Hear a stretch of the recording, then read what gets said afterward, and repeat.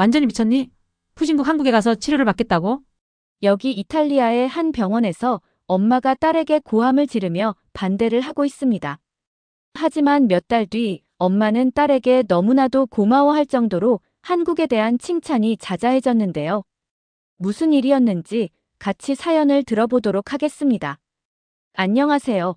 저는 이탈리아에 살고 있는 패션 디자이너 이사벨라 로시라고 해요. 제 화려한 드레스들은 전 세계 잡지에 실려요. 유명인들이 제 옷을 입기 위해 애원해요. 하지만 패션쇼를 마지막 했던 날을 기억해요. 런웨이 끝에 서서 환호하는 관중 소리를 들을 수 있었죠. 카메라 플래시가 작은 불꽃놀이처럼 사방에서 터져요. 밀라노에서의 제 패션쇼가 대성공이었어요. 이사벨라, 이쪽이요. 기자들이 제 이름을 부르며 손을 흔들어요. 저는 웃으며 손을 흔들어주지만 제 마음은 그곳에 없어요. 제 전화가 주머니에서 5번이나 진동했어요. 확인할 필요도 없이 무슨 의미인지 알아요. 제 여동생 줄리아의 상태가 더 나빠지고 있어요. 멋진 작품이에요, 이사벨라. 한 패션 평론가가 제 어깨를 두드려요. 정말 멋져요. 저는 고개를 끄덕이며 감사하다고 말하지만 속으로는 무너지고 있어요. 군중들로부터 빠져나올 수 있는 순간 저는 대기 중인 차로 달려갔어요. 병원으로 가주세요. 가능한 빨리 부탁드려요. 저는 운전기사에게 말했어요. 차가 밀라노의 아름다운 거리를 지나가는 동안 저는 그 어떤 것도 즐길 수 없었어요. 제가 생각할 수 있는 것은 오직 줄리아뿐이었어요. 모두를 웃게 만드는 웃음소리를 가진 제 사랑스러운 여동생. 제가 막 바느질을 배울 때 만든 드레스를 입어보기 위해 제 방에 몰래 들어오곤 했던 소녀. 차는 충분히 빨리 움직이지 않는 것 같았어요. 마침내 병원에 도착했을 때 저는 차가운 하얀 복도를 달려갔어요. 제 하이힐이 바닥에 크게 부딪히며 소리를 냈어요. 저는 304호실 문을 밀어 열었어요. 부모님이 줄리아의 침대 옆에 앉아 계셨어요. 그들의 얼굴은 지치고 두려워 보였어요. 그리고 거기에 줄리아가 있었어요. 제 아름다운 여동생은 하얀 시트 위에서 너무 작아 보였어요. 그녀의 피부는 원래의 올리브색 대신 노랗게 변해 있었어요. 23살인데도 갑자기 다시 어린아이처럼 보였어요. 안녕, 슈퍼스타 줄리아가 저를 보고 말했어요. 그녀의 목소리는 속삭임보다 조금 더 큰 정도였어요. 축하 파티에 있어야 하지 않아? 어떻게 내 없이 축하할 수 있겠어? 저는 그녀의 침대 옆에 앉아 그녀의 손을 잡았어요. 그것은 새처럼 차갑고 약해 보였어요. 부모님이 커피를 가지러 나가셨을 때 줄리아가 저를 향해 돌아봤어요. 의사가 오늘 일찍 왔었어. 내 신장이 점점 나빠지고 있대. 그녀가 말했어요. 이식이 필요하대. 하지만 그녀의 목소리가 끊어졌어요. 하지만 뭐? 저는 그녀에게 제 힘을 전하려고 손을 꽉 잡았어요. 그녀는 눈물을 닦았어요. 고항체 수치라는 게 있대. 그건 내 몸이 완벽하게 맞는 신장이라도 거부할 가능성이 높다는 뜻이야. 그녀의 눈에 더 많은 눈물이 고였어요. 의사들은 성공 확률이 15% 미만이라고 해. 저는 제 발 밑에 바닥이 사라진 것 같은 느낌이 들었어요. 방이 조금 빙글빙글 돌았어요. 뭔가 할 수 있는 일이 있을 거야. 저는 말했어요. 우리는 이탈리아의 모든 의사들을 시도해봤어. 아버지가 문간에서 말씀하셨어요. 아버지가 돌아오신 것을 듣지 못했어요. 심지어 프랑스와 미국의 전문의들에게 그녀의 의료 기록도 보냈어. 그들 모두 같은 말을 해 너무 위험하다고. 저는 줄리아의 마른 얼굴을 바라봤어요. 한때 생명으로 빛났던 눈, 아름다운 윤기 있는 머리카락을 되찾게 하고 싶었어요. 그녀는 제가 세상에서 가장 사랑하는 사람이에요. 패션보다 명성보다 그 어떤 것보다도 더. 저는 깊은 숨을 쉬고 조용히 약속했어요. 저는 제 여동생을 구할 거예요. 무슨 일이 있어도. 아직 어떻게 할지는 모르지만 방법을 찾을 때까지 멈추지 않을 거예요. 전 세계를 뒤져야 한다 해도. 제가 이룬 모든 것을 포기해야 한다 해도. 걱정하지 마, 줄리아. 저는 우리가 어렸을 때처럼 그녀의 이마에서 머리카락을 쓸어 넘기며 속삭였어요. 내가 이 문제를 해결할게. 약속할게. 그녀는 미소 짓기 위해 노력했지만 저는 그녀가 저를 믿지 않는다는 것을 볼 수 있었어요. 그녀는 이미 포기하고 있었어요. 하지만 저는 포기하지 않았죠. 제가 포기하면 모두 포기하게 될 것 같았기 때문이죠. 저는 제 여동생을 구하는 일에는 결코 포기하지 않으려고 했어요. 저는 그날 이후로 3주 동안 한 번에 3시간 이상 잠을 자본 적이 없어요. 모든 패션쇼를 취소했고 가장 중요한 고객들의 전화도 무시했어요. 줄리아를 구하는 것 외에는 아무것도 중요하지 않았어요. 매일 제 책상은 의료 서류로 가득 차 있고 노트북에는 신장 이식에 대한 페이지가 항상 열려 있었죠. 저는 매일 병원을 조사하고 전 세계 의사들에게 전화를 걸어요. 베르나르 박사님, 뭔가 해주실 수 있는 일이 있을 거예요. 저는 파리의 유명한 외과 의사와의 영상 통화 중에 간청했어요. 제 목소리는 제 귀에도 이상하게 들렸어요. 절박하고 가냘프게 들렸죠. 제 화면 속 회색 머리의 의사가 고개를 저었어요. 그의 눈은 슬퍼 보였지만 그의 말은 단호했어요. 로시 양, 당신의 감정을 이해하지만 당신 여동생의 상태는 매우 복잡해요. 그녀의 항체 수치는 제가 30년 의사 생활 동안 본 것 중 가장 높아요. 이식은 아마도 실패할 것이고 수술 자체가 그녀를 사망에 이르게 할 수도 있어요. 저는 뉴욕, 런던, 베를린의 의사들로부터도 같은 대답을 들었어요. 각각의 안 됩니다는 제 얼굴에 문이 닫히는 것 같았어요. 각각의 거절은 제 안의 희망을 어둡게 했어요. 한편 줄리아는 매일 더 약해졌어요. 그녀의 혈액을 정화하는 투석 기계는 그녀를 너무 지치게 해서 거의 말도 할 수 없었어요. 그녀의 아름다운 두꺼운 머리카락이 한 움큼씩 빠지고 있었어요. 제가 그것을 빗을 때 손에 머리카락이 남는 것을 보고 울지 않으려고 노력했어요. 그녀의 피부는 병적인 노란색으로 변했어요. 그렇게 나쁘지 않아. 줄리아는 제 걱정스러운 얼굴을 볼 때 거짓말을 해요. 간호사들이 친절해. 하지만 저는 그녀의 손이 떨리는 것을 봐요. 어느 날 밤 스위스의 의사와 또 다른 실망스러운 통화 후 저는 병원 복도에서 울고 있는 저 자신을 발견했어요. 저는 차가운 플라스틱 의자에 앉아 손에 얼굴을 묻고 제 흐느낌 소리를 억누르려고 했어요. 로시 양. 저는 앞에 서 있는 젊은 의사를 보기 위해 고개를 들었어요. 자세히 보니 줄리아를 검진을 했던 젊은 의사였어요. 그의 이름표에는 모레티 박사라고 적혀 있었어요.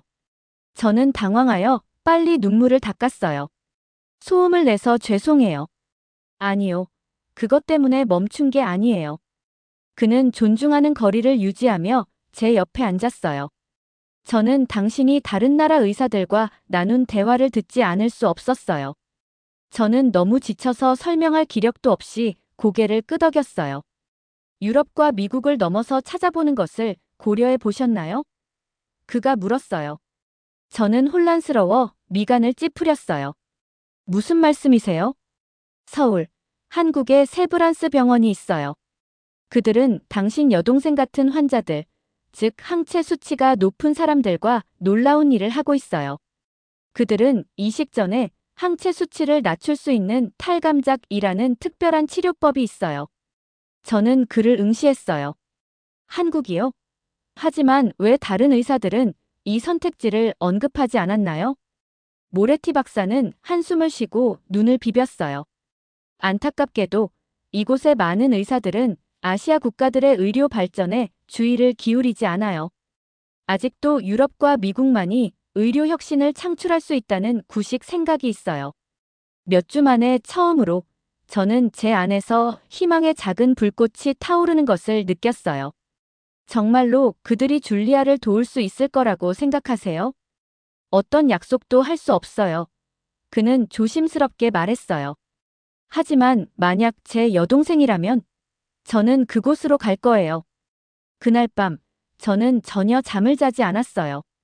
저는 눈이 아프고 해가 뜰 때까지 한국의 의료 성과를 조사했어요. 제가 발견한 것은 저를 놀라게 했어요. 한국은 세계에서 어려운 이식 수술의 성공률이 가장 높은 나라 중 하나예요. 그들의 병원은 로봇과 첨단 컴퓨터가 의사들이 기적적인 수술을 수행하도록 돕는 공상과학 영화에서 나온 것 같았어요. 저는 서양 의사들에게 불가능이라고 들었지만 결국 서울에서 치유를 찾은 환자들의 이야기를 하나씩 읽었어요. 각 기사, 각 의학 논문, 각 성공 이야기마다 제 심장이 더 빨리 뛰었어요. 아침이 되자 제 마음은 결정되었어요. 저는 노트북을 닫고 밀라노의 지붕을 분홍색과 금색으로 물들이는 일출을 창밖으로 바라봤어요. 우리는 서울로 갈 거야. 줄리아, 저는 스스로에게 속삭였어요. 우리는 내게 기적을 찾아줄 거야. 완전히 미쳤어. 우리 부엌에 울려 퍼지는 어머니의 목소리. 한국이라고. 저는 방금 줄리아를 서울로 데려가려는 제 계획을 부모님께 말씀드렸어요. 그들은 제가 달에 날아가자고 제안한 것처럼 저를 쳐다봤어요. 이사벨라, 어머니는 손을 떨며 계속하셨어요. 우리는 그곳에 아무도 모르잖아. 그들의 언어도 못해. 그렇게 중요한 일을 의사들과 어떻게 이야기할 거니? 저는 침착하게 있기 위해 깊게 숨을 들이마셨어요. 엄마, 저는 이것을 며칠 동안 조사했어요. 서울의 세브란스 병원은 신장 이식 성공률이 놀라워요. 그들은 줄리아의 몸이 새 신장을 받아들이도록 도울 수 있는 특별한 치료법이 있어요. 하지만 어떻게 가능할지 걱정으로 이마에 주름이 잡힌 아버지가 시작하셨어요. 저는 밀라노에 제 패션 스튜디오와 아파트를 팔 거예요. 저는 말을 끊었어요. 어제 제 비즈니스 매니저에게 전화했어요. 그 돈이면 치료비와 우리가 필요한 만큼 서울에 머물 수 있어요. 부모님은 충격을 받은 듯 굳어버렸어요. 입을 벌린 채로. 제 패션 사업은 제가 18살 때부터 일해온 모든 것이에요. 새벽 3시까지 바느질하던 세월.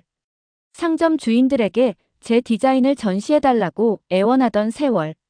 힘든 업계에서 저 자신을 증명하던 세월. 내가 일군 모든 것을 포기할 거니? 어머니가 속삭이셨어요. 저는 그녀의 눈을 똑바로 바라봤어요. 줄리아를 위해서라면 단 한순간에요.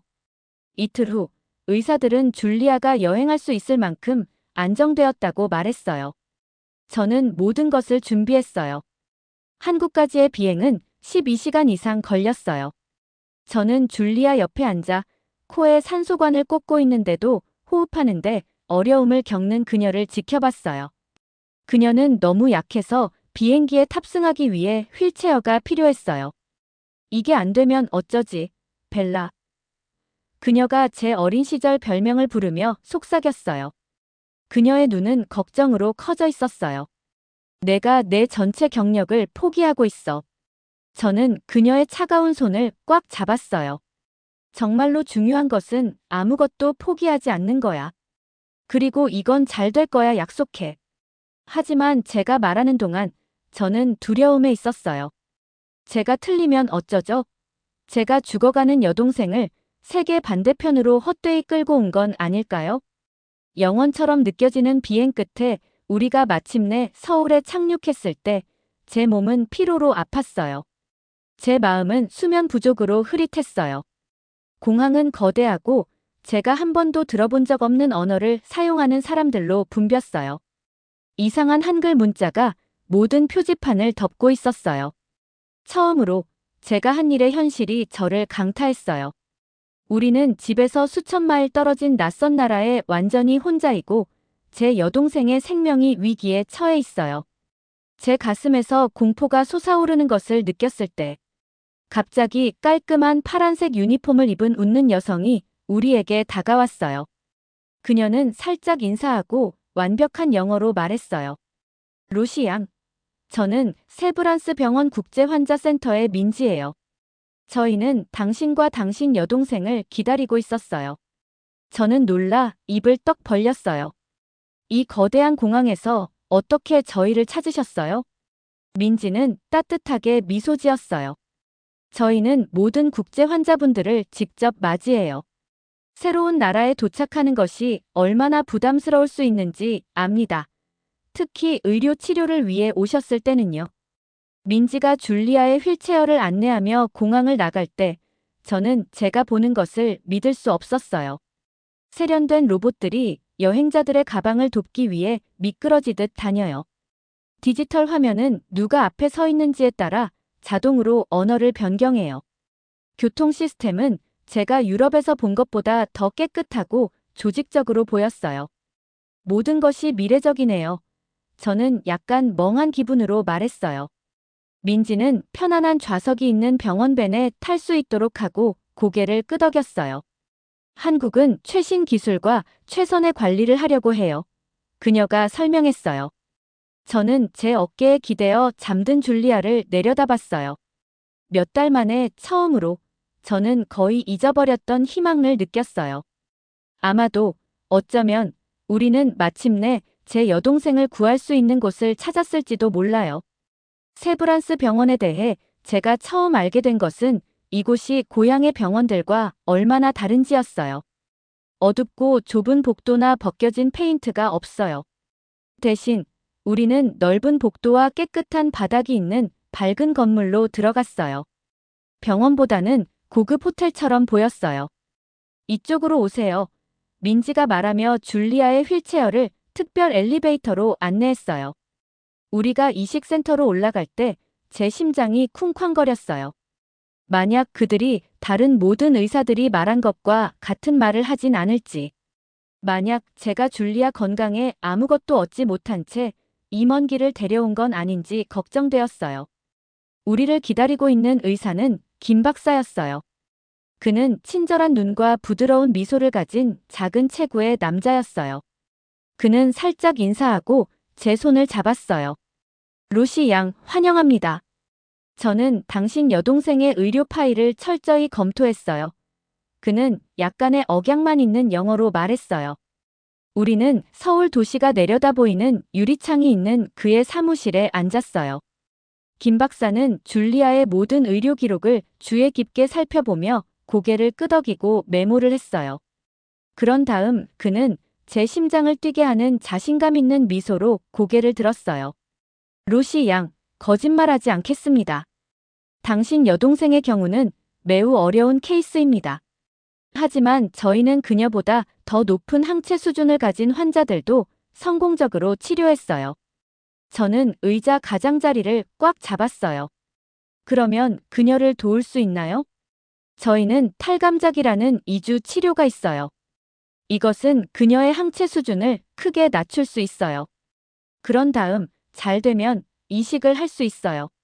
줄리아 같은 환자들에게 우리의 성공률은 약 85%입니다.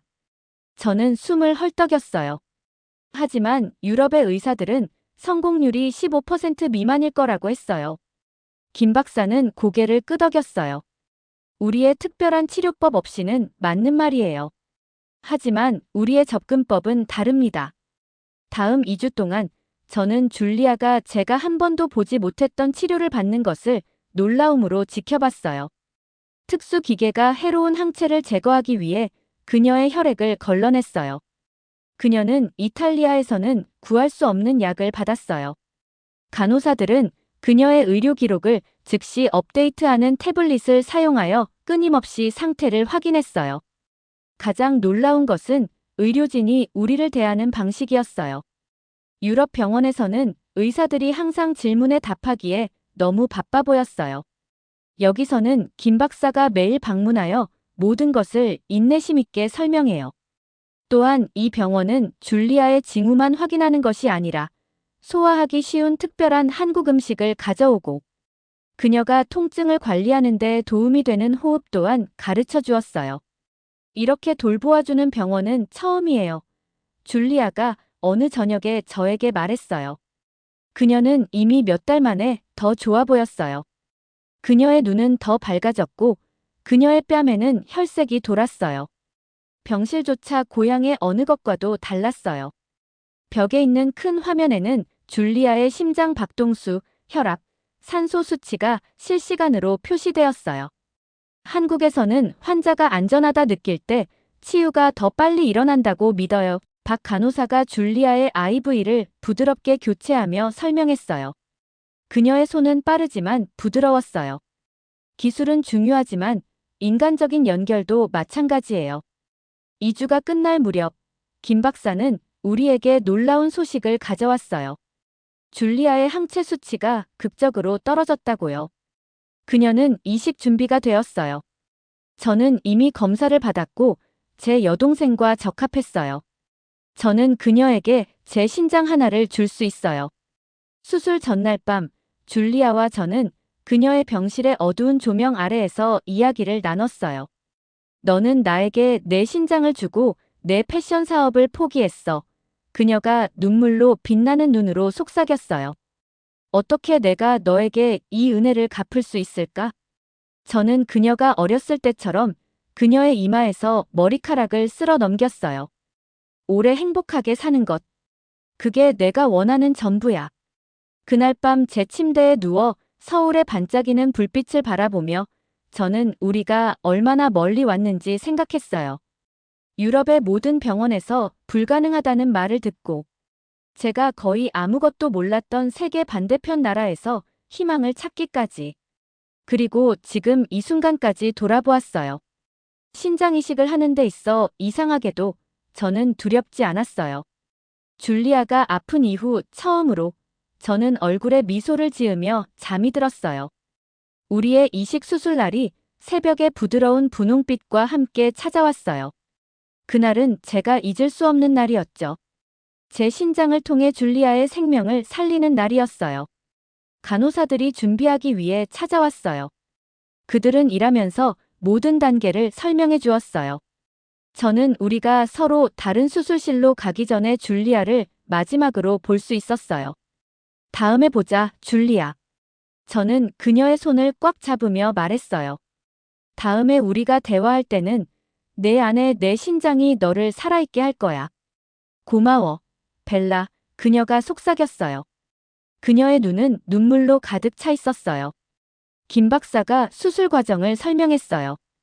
이사벨라가 먼저 할 거예요. 우리는 그녀의 건강한 신장 하나를 제거할 거예요. 그런 다음 이사벨라가 회복실에 있는 동안 신장을 줄리아에게 이식할 거예요. 제가 마지막으로 기억하는 것은 마취가 효과를 나타내면서 10부터 거꾸로 세는 것이었어요. 저는 7가지만 세고 모든 것이 어두워졌어요. 몇 시간 후 깨어났을 때 제 옆구리가 통증으로 욱신거렸어요. 누군가가 저를 세게 계속해서 때린 것 같은 느낌이었어요. 하지만 제 첫 번째 명확한 생각은 제 통증에 관한 것이 아니었어요. 그것은 줄리아에 관한 것이었어요. 당신 여동생은 박 간호사가 그녀가 말하기도 전에 모든 것을 말해주는 미소로 제 침대 옆에 나타나며 말했어요. 아주 잘하고 있어요. 새 신장이 바로 움직이기 시작했어요. 김 박사님은 올해 그가 본 것 중 가장 좋은 결과 중 하나라고 하셨어요. 안도의 눈물이 제 눈을 가득 채우고 뺨을 타고 흘러내렸어요.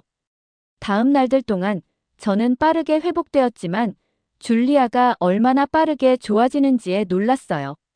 그녀의 피부를 덮고 있던 병적인 노란색이 사라졌어요. 오랫동안 둔했던 그녀의 눈이 다시 밝게 빛났어요. 그녀는 심지어 지치지 않고 짧은 거리를 걷기 시작했어요. 놀랍네요. 김 박사가 수술 일주일 후 아침 방문 중에 말했어요. 줄리아의 몸이 신장을 완전히 받아들였어요. 우리는 거부 반응의 어떤 징후도 찾을 수 없어요. 2주 후 병원은 줄리아를 퇴원시켰어요. 우리는 병원 근처의 작은 아파트로 이사했어요. 거기서 우리는 2개월 더 머물 예정이었어요. 줄리아는 모든 것이 계속 잘 되고 있는지 확인하기 위해 정기적인 검진이 필요했어요. 그녀가 매일 더 강해짐에 따라 우리는 함께 서울을 탐험하기 시작했어요. 우리는 이 도시가 어떻게 오래된 전통과 미래적인 기술을 완벽하게 조화시키는지 놀라워했어요. 이제 뭘 할 거야? 줄리아가 어느 저녁 우리가 서울의 스카이라인이 황금빛과 분홍빛으로 물드는 석양을 보며 앉아있을 때 물었어요. 내 패션 사업 없이? 저는 미소를 지었어요. 최근에 이것에 대해 많이 생각해 왔다는 것을 깨달았어요. 사실, 나는 새로운 아이디어가 있어. 어떤 종류의 아이디어? 줄리아는 차를 마시며 1년 이상 만에 처음으로 예전의 그녀처럼 보였어요. 나는 너와 같은 환자들을 돕는 재단을 만들고 싶어. 본국에서는 찾을 수 없는 특별한 치료가 필요한 사람들 말이야. 줄리아는 커다란 눈으로 저를 바라봤어요. 그건 영화 스타들을 위한 드레스를 디자인하는 것보다 훨씬 더 중요하게 들려. 저는 웃었어요. 저는 여전히 디자인할 거예요. 그것을 완전히 포기할 수는 없어요. 하지만 이제 저는 패션쇼와 잡지 표지보다 인생에 더 중요한 것들이 있다는 것을 이해해요. 수술 3개월 후 의사들은 줄리아가 이탈리아로 돌아갈 만큼 건강하다고 선언했어요. 함께 가방을 싸면서 둘 다 복잡한 감정을 느꼈어요. 우리는 부모님과 집이 그리웠지만 한국은 우리에게 특별해졌어요. 마지막 날, 우리는 의료팀에게 감사를 표하기 위해 세브란스 병원을 방문했어요. 김 박사, 박 간호사, 그리고 민지가 작별 인사를 하기 위해 모였어요.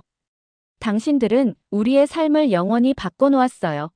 저는 감정으로 떨리는 목소리로 그들에게 말했어요. 이탈리아에서는 불가능하다고 말했어요. 하지만 여러분들은 불가능한 것이 없다는 것을 보여주었어요. 모두들 뿌듯한 미소로 화답해 주었고 언젠가는 다시 만날 것을 약속했어요. 그렇게 우리는 다시 고향으로 가며 이륙하는 비행기 안에 한국을 내려다봤어요. 저는 절망적이고 두려운 상태로 이곳에 도착했는데 제가 전혀 알지 못했던 의료 기적의 세계를 발견했어요. 제 옆에서 줄리아는 일기장에 글을 쓰고 있었어요. 그녀의 얼굴은 생명력과 에너지로 가득 차 있었어요. 저는 손을 뻗어 그녀의 손을 꽉 잡았어요. 제 여동생의 건강은 어떤 명성이나 돈과는 비교할 수 없어요.